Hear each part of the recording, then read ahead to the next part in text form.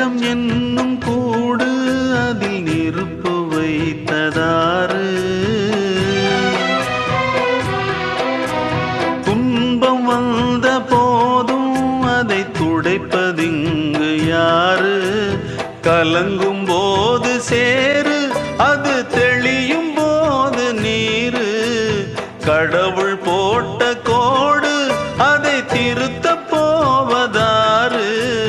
வெந்த புண்ணும் ஆறிடுமா? வேதனை தான் தீர்ந்திடுமா? விண்ணுக்கும் மண்ணுக்கும் சம்பந்தம் உண்டுன்னு சொன்னது யாரு? அது மன்னவன் பேரு.